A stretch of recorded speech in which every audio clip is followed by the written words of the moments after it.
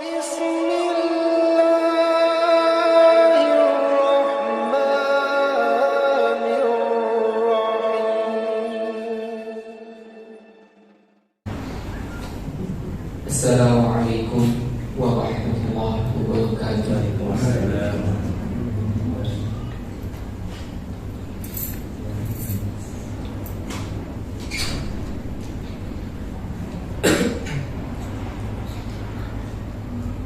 A'udzu billahi minasy syaithanir rajim. Bismillahirrahmanirrahim. Ya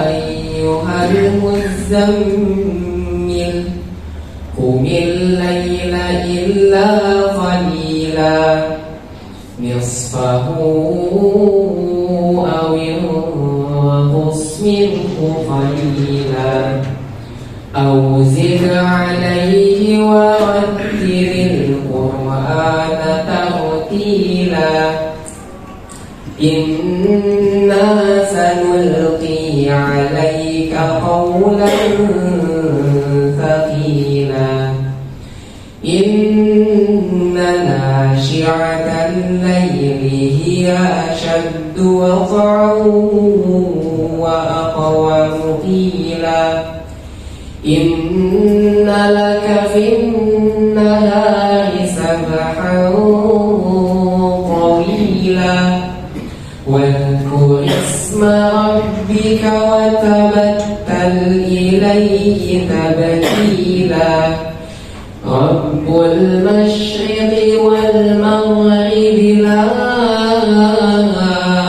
ilaha illa huwa fattakhidhu wakila wasbir ala ma yaquluna wahjurhum hajran jamila wadharni wal mukadzibina ulin ni'mati wa mahhilhum qalila inna ladayna ankalan wa jahima wa ta'aman dha ghussatin wa 'adaban alima yawma tarjuful ardu wal jibalu wa kanatil jibalu katiban mahila inna arsalna ilaikum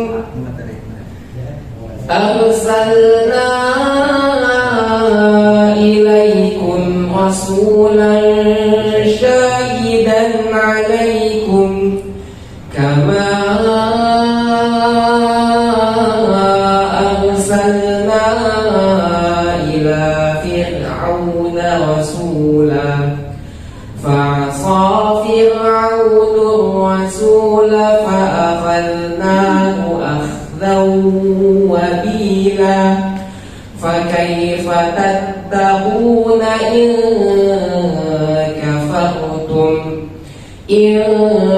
kafartum yawman yaj'alul wildana shiba as-samaa'u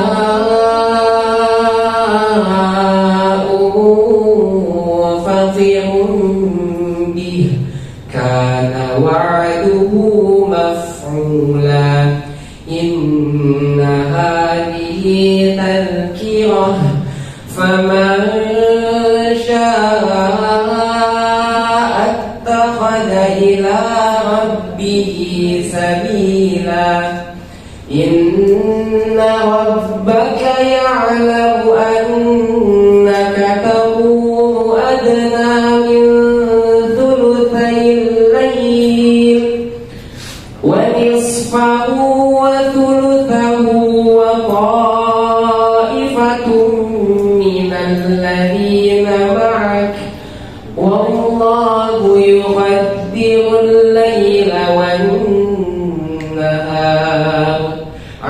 أن لن تحصوه فتاب عليكم فاقرؤوا ما تيسر من القرآن علم أن سيكون منكم مرضى وآخرون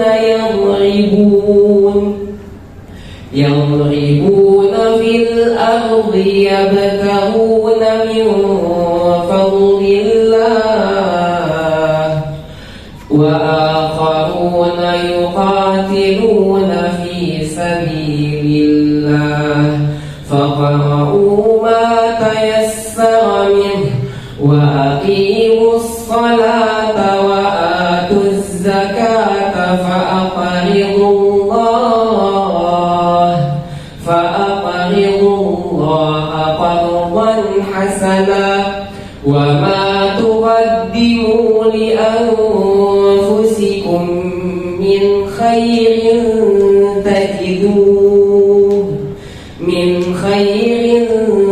تجدوه عند الله هو خيرا وأعظم أجرا واستغفروا الله إن الله غفور رحيم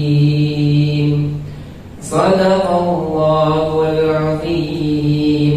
Assalamualaikum warahmatullahi wabarakatuh. Bismillahirrahmanirrahim. Assalamualaikum warahmatullahi wabarakatuh. Alhamdulillah wassalatu wassalamu ala Rasulillah man la nabiyya ba'dah Muhammad bin Abdullah wa ala alihi wa ashabihi wa man ittaba'a hudahu wa mawala. Subhanaka la ilma lana illa ma 'allamtana innaka antal alimul hakim. Allahumma anfa'na bima 'allamtana wa 'allimna ma yanfa'una wa zidna 'ilman. Allahumma inna nas'aluka ilman nafi'an wa rizqan thayyiban wa 'amalan mutaqabbalan. Ikhwatu iman yang dimuliakan Allah Subhanahu wa taala, alhamdulillah puji syukur kita panjatkan kepada Allah Subhanahu wa taala dengan nikmat, kudrat dan ibadat Allah Subhanahu wa taala. Pada malam hari ini kembali kita bisa dipertemukan oleh Allah Subhanahu wa taala. Salawat dan salam kepada Nabi Muhammad sallallahu alaihi wasallam, keluarganya, para sahabatnya, dan siapa saja yang mengikutinya hingga yaumul qiyamah. Ikhwati iman yang dimuliakan Allah Subhanahu wa taala, masih ingat kajian kita pekan yang lalu tentang apa? Kita dipikirin, ada dipikirin ya. Para nabi. Salah lihat contekan. Yang bagian dikirim. Ya, kemarin kita melihat ayat Allah Subhanahu wa taala dalam surat Al-Hasr, surat Al-Hasr, surat yang ke-59 ayat 18 sampai dengan 20. Itu tadi saya kirimkan itu materinya. Yang ini sangat menjadi penting bagi kita karena ada beberapa poin yang kita ambil pada bahasan yang lalu. Pertama, di dalam ayat itu 2 kali Allah mengulangi kata takwa, dan tidak ada di dalam ayat ini, hanya di sana. Ya ayyuhalladzina amanu taqullaha wa tanzur nafsum ma qaddamat lighad wattaqullaha innallaha khabirun bima ta'malun. Jadi 2 kali Allah ulangi perintah takwa itu di dalam satu ayat, yaitu ayat 18 dari surat ke-59 atau surat Al-Hasr. Nah, ini kemudian menjadi pemikiran para ahli tafsir. Apa maksudnya Allah mengulangi kalimat takwa itu dalam satu redaksi kalimat? Kalau kita biasanya mikirin omongan orang dulu, ya orang ngomong ini maksudnya apa? Tapi kalau ulama itu mikirin omongan Allah, itu memikirkan firman Allah. Ini maksudnya apa lupa dua kali? Nah, kemudian didapati bahwa Imam Ibnu Katsir menyebutkan pengulangan dua kalimat takwa ini dalam satu redaksi ayat itu, kata beliau adalah litakid, yaitu untuk memberikan penekanan betapa pentingnya takwa itu dalam kehidupan seorang muslim. Maka kemudian pada bahasan berikutnya itu kita membahas apa itu takwa, apa pentingnya takwa itu bagi seorang mukmin, dan apa buah ketakwaan itu pada diri seseorang. Itu yang kita bahas pada pekan yang lalu. Kemudian kalau tadi Imam Ibnu Katsir menyebutkan diulangnya dua kata takwa dalam satu ayat itu untuk memberikan penegasan betapa pentingnya takwa itu, nanti dalam kitab tafsir yang lain, dalam kitab tafsir Az-Zamakhsyari dan kitab tafsir yang ditulis oleh Fahrul Razi, beliau menyebutkan bahwa pengulangan ini bukan hanya untuk memberikan penekanan betapa pentingnya sebuah takwa, tetapi kata beliau diulangnya kata perintah takwa dua kali dalam ayat ini untuk apa? Kata beliau litaksis, untuk memberikan fondasi penting bagaimana melaksanakan ketakwaan. Taksis namanya itu. Taksis itu dari kata asas. Jadi untuk memberikan fondasi penting bagaimana melaksanakan takwa itu. Jadi tidak hanya sekedar diulang, tetapi ketakwaan itu membutuhkan bagaimana formatnya, bagaimana melaksanakan sebuah ketakwaan itu. Tidak hanya diulang untuk memberikan penegasan, tetapi dalam ayat ini Allah Subhanahu wa Ta'ala memberikan bagaimana melaksanakan ketakwaan itu. Maka kemudian beliau sebutkan taksis dalam ayat ini itu ada di dalam kalimat wal tanzur nafsum ma qaddamat lighad. Hendaklah setiap jiwa memperhatikan apa yang telah ia perbuat untuk esok hari. Itu taksisnya, itu aplikasinya, itu formatnya. Seseorang yang ingin mendapatkan ketakwaan itu, apa yang harus dia lakukan? Maka dia harus lakukan pertama kali menghitung, mengevaluasi apa langkah-langkah yang telah dia perbuat dalam kehidupannya. Dan ini rumusan ini yang banyak dipakai oleh orang-orang manajemen. Bagaimana memanage kehidupan, bagaimana memanage diri, bagaimana mengelola masyarakat, bagaimana mengelola sebuah keluarga. Tetapi Al-Quran memberikan itu. Sebuah ketakwaan itu bisa didapatkan dengan apa? Dengan satu langkah yang disebutkan dalam ayat ini, litaksis tadi itu, fondasinya adalah melakukan evaluasi, muhasabah. Nah, kemudian kita membahas pada bahasan yang lalu 5 langkah meraih ketakwaan yang disebutkan oleh para ulama, dan itu saya tuliskan. Yang pertama adalah muhasabah, melakukan evaluasi. Kita melakukan evaluasi, koreksi terhadap apa yang kita perbuat. Dari sisi apa? Dari amalan yang kita lakukan, apakah lebih banyak amal baiknya ataukah amal buruknya? Dari amal yang kita lakukan lebih banyak yang produktifnya, apa justru yang lebih banyak konsumtifnya? Ya, kalau kayak produktifnya amal solehnya lebih banyak, kalau konsumtifnya kulinernya yang banyak. Jadi kalau bedanya amal produktif dengan amal konsumtif itu. Nah ini jadi melakukan muhasabah. Yang kedua apa? Melakukan yang disebut dengan muaqabah. Muaqabah itu memberikan sanksi terhadap diri sendiri sekalipun atau memberikan sanksi, tapi dia memberikan sanksi terhadap dirinya. Kalau dia melakukan kelalaian, kekurangan dalam satu langkah hidupnya, kesalahan dalam langkah hidupnya, kekeliruan dalam melakukan satu kebaikan, kelalaian dalam apa yang dia kerjakan, dia berikan sanksi buat dirinya. Itu yang disebut dengan mu'aqabah. Dan dalilnya itu dalam surat Hud. Allah katakan kepada kita dalam surat itu, apa kata Allah Subhanahu wa taala? Ikutilah keburukan yang kita lakukan itu dengan kebaikan tambahan yang akan menghapus keburukan itu. Itu saksi. Kita memberikan sanksi untuk apa? Untuk memberikan jalan bagi kita meraih sebuah ketakwaan. Sanksinya apa yang kita lakukan? Menambah kebaikan yang kita lakukan. Oh, hari ini saya nggak baca Quran. Hari ini saya ketinggalan murojaah. Berarti apa yang saya harus lakukan? Nanti malam saya akan sholat malam panjangnya 2 jam. Artinya begitu. Susah. Itu bangunnya susah. Itu pernyataan yang jujur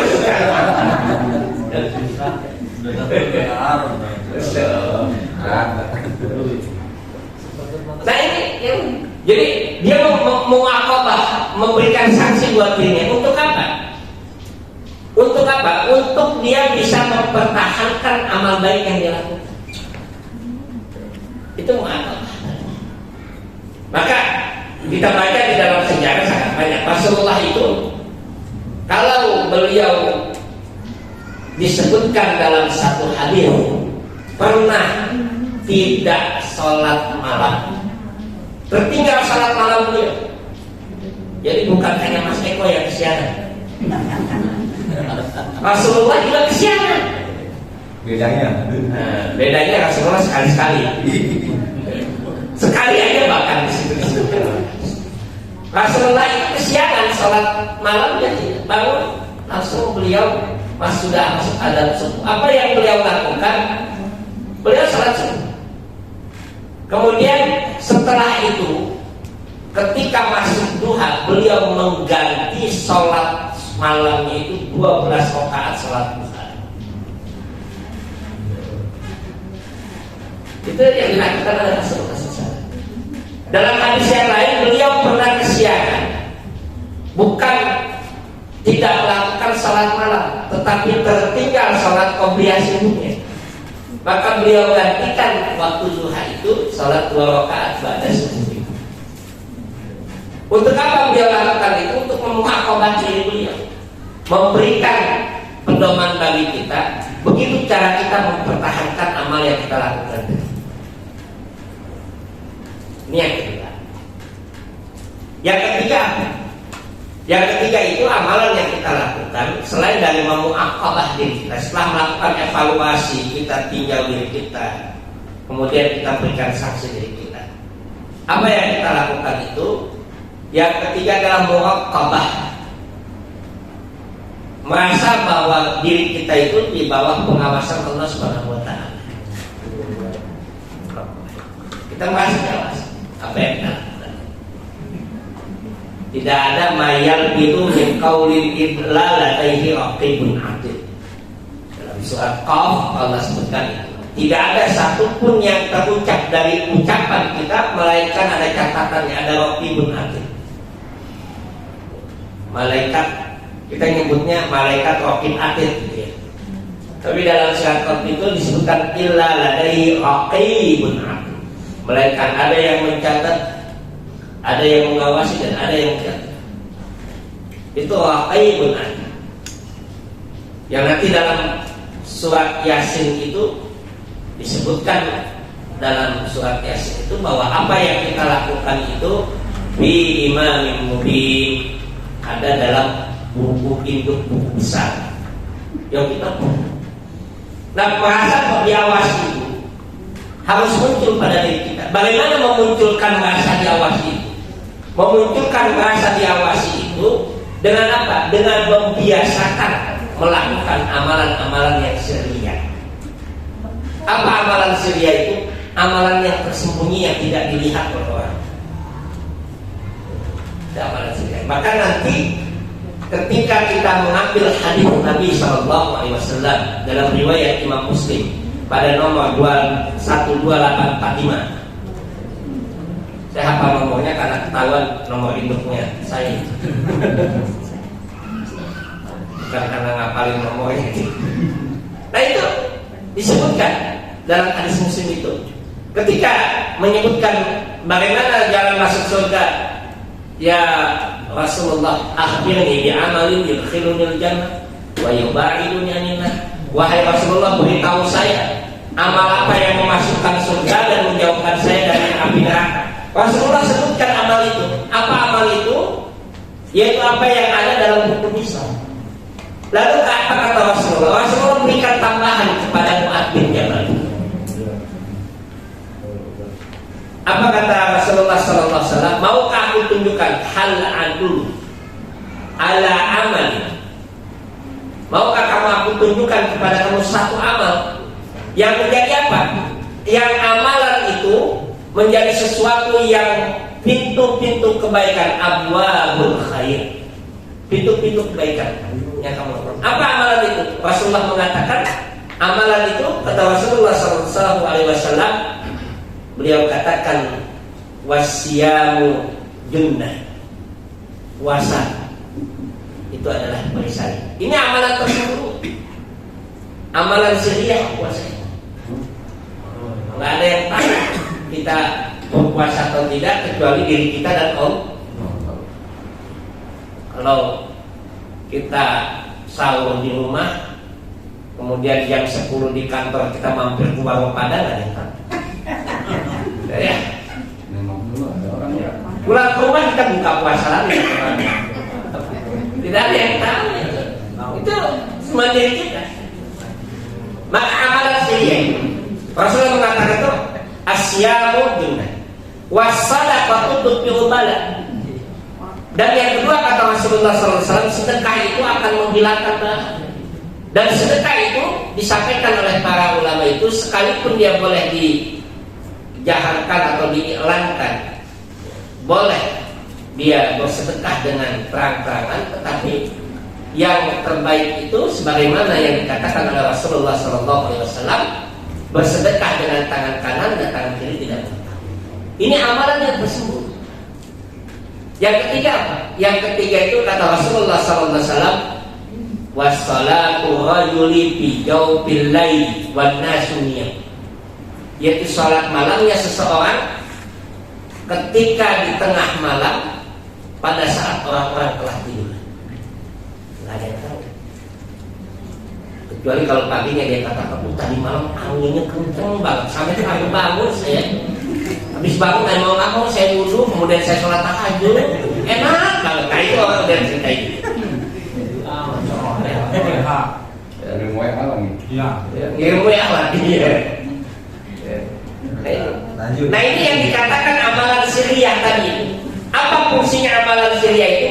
Untuk membangun keyakinan kita bahwa kita merasa diawasi oleh Allah.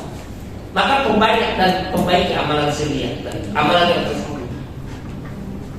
Nah kemudian yang proses berikutnya, apa kata para ulama untuk meraih sebuah takwa itu? Muqarrabah itu dia terus melakukan pendekatan kepada Allah Subhanahu wa taala. Pendekatan kepada Allah itu dengan apa? Dengan memperbanyak amalan-amalan sunnah. Amalan-amalan sunnah yang dia lakukan.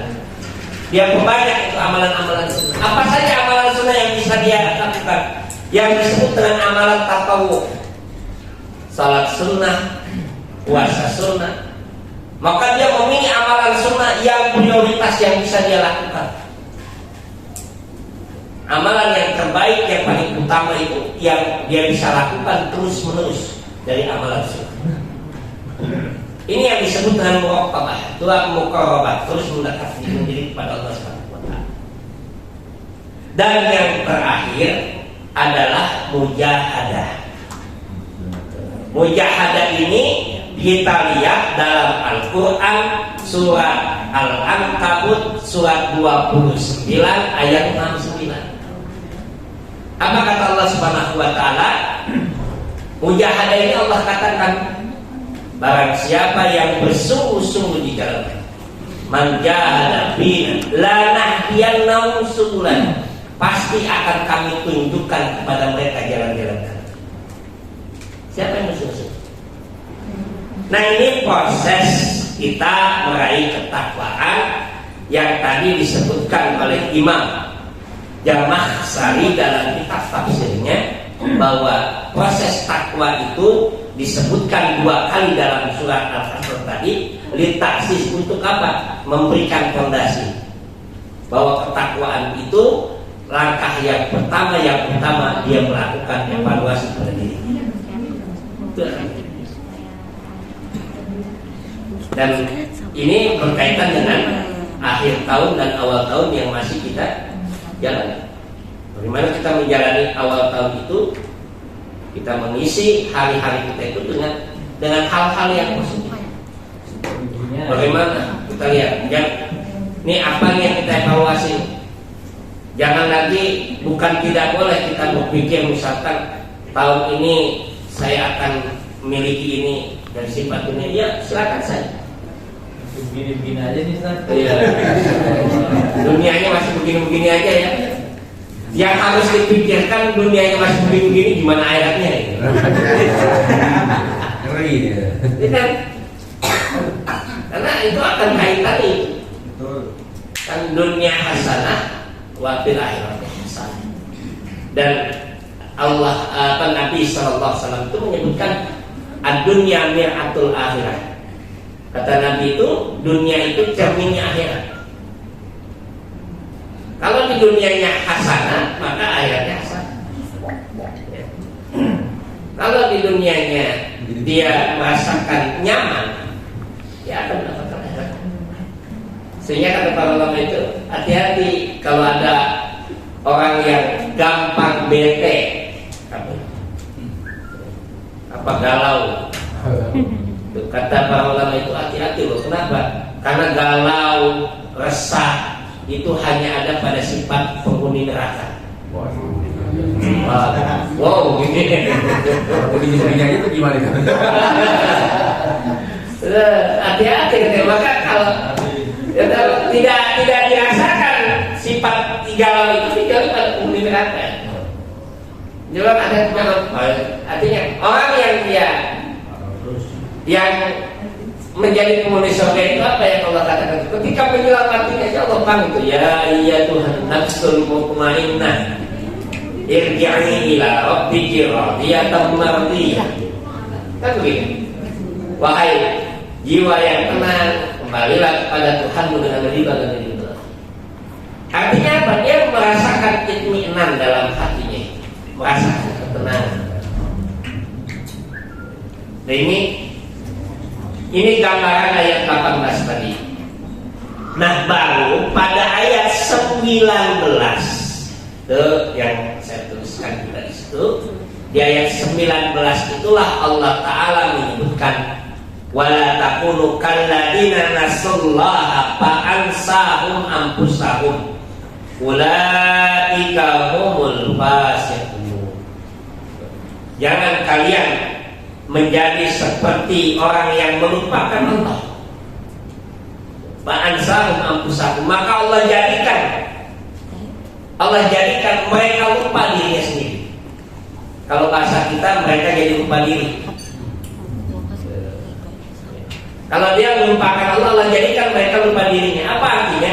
Nanti disebutkan oleh Imam Ibnu Katsir, oleh Abu Hayyan, para ahli tafsir itu. Kemudian disebutkan oleh Imam At-Tabari dalam kitab tafsir mereka. Apa yang dimaksudkan dengan ayat itu?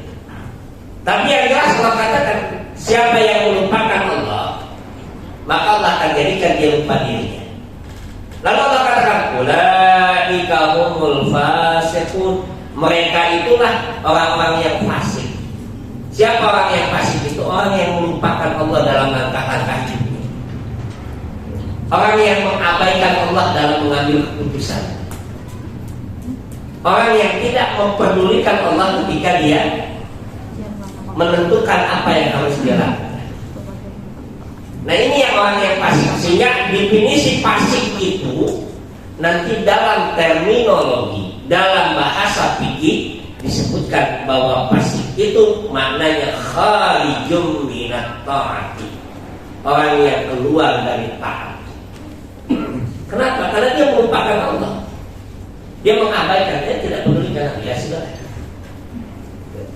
Ini yang dikatakan Allah Subhanahu wa taala, wala takunu kalladzina nasullaha fa ansahum anfusahum.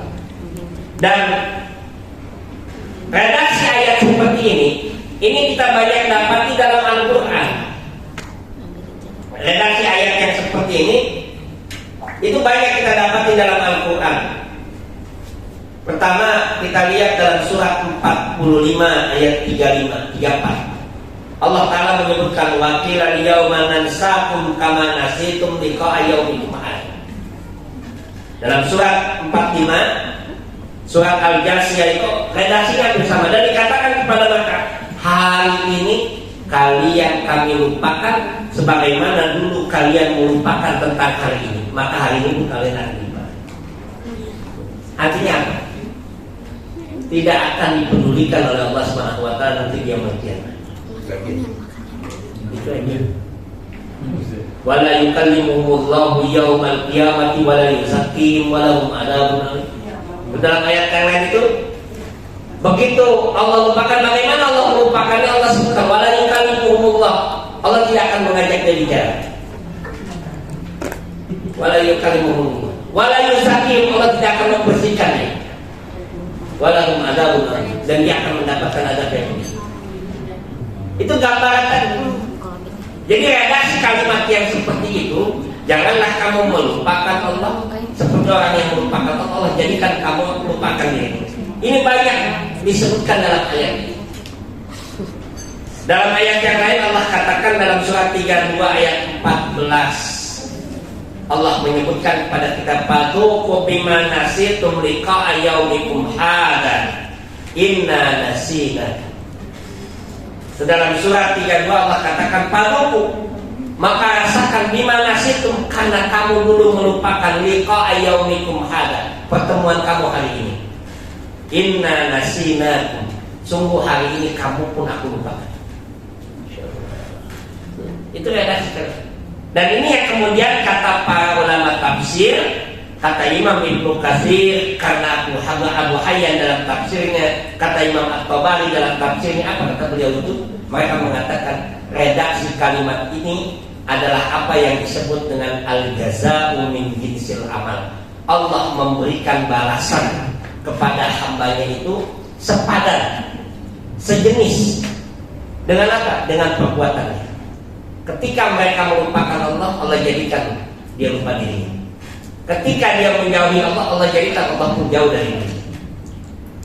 Nah, dalam mengelola hidup itu, Allah pesan pada kita itu, jangan kalian seperti orang yang melupakan Allah SWT. Itu pesan Allah SWT.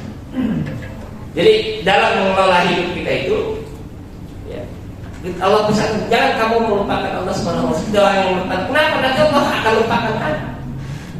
Baik dalam kehidupan dunia, apalagi dalam kehidupan akhirat.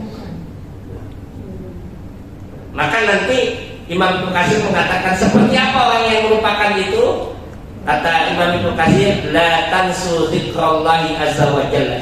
Jangan kamu lupa kepada Allah dengan apa? Lupa untuk berzikir, mengingat Allah Subhanahu wa taala. Dalam ini. Nah, ini ayat ke-19. Nah, kemudian di ayat ke-20 Allah sebutkan, la yastawi ashabun nari wa ashabul jannati humul faizun. Tidak sama penghuni neraka dengan penghuni surga. Penghuni surga itu orang yang beruntung. Ikhwatul iman yang dimuliakan Allah Subhanahu wa taala, kita tahu surga dan neraka enggak sama. Betul enggak? Iya. Tapi kenapa Allah sebut itu? Kan jadi menarik ini. Kita tahu surga dan neraka itu nggak sama. Penghuni surga dengan penghuni neraka itu nggak bakal sama yang dia dapat. Kita sudah tahu itu. Tapi kenapa Allah sebut itu? La yastawi, tidak sama. Tidak sama penghuni neraka dengan penghuni surga. Kenapa Allah sebut itu? Ini dikatakan oleh para ahli tafsir, redaksi kalimat seperti ini litanbih, untuk memberikan penekanan. Untuk apa memberikan penekanan? Untuk memberikan arahan. Kenapa? Agar kita ingat bahwa ujung dari amal kita, ujung dari evaluasi kita itu berujung pada dua saja. Kita masuk surga atau masuk neraka. Itu ujung. Pilihannya berdua. Iya. Ujungnya saya bakal ingatkan ini. Kalau tahu apa bedanya kita udah tahu. Tapi Allah ingatkan. Ingat, kalau kamu tidak mau melakukan evaluasi, kalau kamu tidak mau bertakwa, kalau kamu melupakan Allah, ujung hidup kamu itu cuma dua. Go to the paradise itu atau go to hell. Kita masuk surga, jadi itu ujungnya. Jadi ujung hidup kita itu cuma dua. Jadi sehebat apapun kita yang kita lakukan dalam kehidupan kita, kalau kita melupakan Allah, kalau langkah kita tidak kita lakukan untuk meraih ketakwaan tadi itu, evaluasi kita tidak melakukan ketakwaan tadi, apa yang terjadi? Kita tinggal berujung pada itu. Kan ujungnya surga atau neraka. Ya. Kalau amal solehnya lebih banyak, masuknya surga. Wabashir. Surat Al-Baqarah ayat 25. Wabashiril ladzina amanu wa amilus solihati anna lahum jannatin tajri min tahtihal anhar kullama ruziqu minha min thamarati rizqan qalu hadzal ladzi ruziqna min qablu wa utu bihi mutasyabiha wa lahum fiha azwajun mutahharatun wa hum fiha khalidun. Surat Al-Baqarah ayat berapa? 25. Apa belum pindah? Udah pindah. 25 itu ya. Insyaallah belum pindah itu ya. Surat Al-Baqarah itu beri kabar gembira bahwa siapa saja orang yang beriman dan beramal saleh, kata Allah Subhanahu wa taala, akan kami masukkan dia ke dalam surga. Artinya apa? Modalnya itu ada amal saleh. Kalau amal salehnya lebih banyak, dia masuk surga. Kalau amal salehnya lebih sedikit, dia masuk neraka. Kalau amal salehnya seimbang, dia ada di dalam mana adanya? Di alam. Itu maka ada surat Al-A'raf. Kalau amal solehnya banyak, masuk surga. Kalau amal solehnya dikit, masuk neraka. Kalau amal soleh dan amal jeleknya seimbang, masuk mana? Tengah-tengah. Di tengah-tengah ini yang disebut dengan A'raf. Maka ada surat Al-Quran namanya Al-A'raf. Surat yang apa itu? Petunjuk. Kuncinya nanti di ayat ke-90-an ini. Ada pemuda-pemuda yang dia ditempatkan di A'raf itu, tidak masuk surga, tidak masuk neraka. Ketika dia ke kanan melihat surga, maka dia, waduh, ya Allah masukkan saya surga. Enggak dimasukin duluan. Ketika dia mengatakan, ya Allah jangan saya masuk neraka. Lama-lama nanti di ujungnya dia akan dimasukkan ke dalam surga karena rahmat Allah itu. Allah masukkan dia ke dalam surga karena rahmat Allah. Tetapi nanti terakhir setelah semuanya udah masuk surga, semuanya udah masuk neraka, baru terakhir, ini belum, udah masukin aja. Cuma udah menderita juga itu. Insyaallah. Itu yang disebut dengan apa? Nah ini ujung hidup kita itu. Ujung hidup kita itu bahwa kita berujung pada kehidupan dunia atau kehidupan akhirat. Nah, baru nanti ayat ke-21-nya di sini kata kuncinya. Ayat yang berikutnya ayat 21 itu Allah menyebutkan tentang mukjizat Al-Qur'an. Lalu Allah sebutkan itu. Law anzalna hadzal Qur'ana 'ala jabalin la ra'aitahu khashi'an mutasaddian min khasyatillah. Kalau seandainya Allah turunkan Al-Quran itu, kalau seandainya Allah turunkan Al-Quran itu di atas gunung, la ra'aitahu, kamu akan lihat gunung itu akan hancur karena takut kepada Allah Subhanahu wa taala. Tapi Allah tidak turunkan Al-Quran itu di atas gunung, tapi Allah turunkan Al-Quran itu untuk manusia. Maka kajian berikutnya adalah kajian bagaimana kita berinteraksi dengan Al-Quran. Tapi nggak sekarang, itu jam 9 lewat. Kan saja itu ya, udah jam 9 lewat 10. Jadi ini kajian berikutnya itu nanti akan saya kirimkan materinya itu. Ada niat, ada motivasi kita dalam berinteraksi dengan Al-Quran. Kalau Allah katakan, kalau seandainya Al-Quran ini Allah turunkan di atas bumi, dia akan hancur karena takdir. Nanti dalam ayat yang lain itu Allah katakan, kalau seandainya dijadikan, ditulisnya Al-Quran itu dengan apa? Dengan lautan itu tidak akan pernah mencukupi. Menunjukkan luar biasanya Al-Quran ini. Ini akan kita kaji nanti pada berikutnya itu. Ada ternyata Allah menyebutkan dalam Al-Quran, hadis-hadis Nabi menyebutkan kepada kita, ada kurang lebih 17 alasan dan niat kita berinteraksi dengan Al-Quran. Untuk apa kita berinteraksi dengan Al-Quran? Untuk apa kita pentingnya kita berinteraksi dengan Al-Quran? Nanti saya akan sirimkan PDF-nya yang insyaallah dan materi yang saya buat itu saya fungsikan. Nanti yang menjelaskan mungkin Mas Eko minggu depannya. Ya, demikian. Nasrullahi wa fathul qarib wa basyiril mu'minin. Wassalamualaikum warahmatullahi wabarakatuh. Waalaikumsalam warahmatullahi wabarakatuh.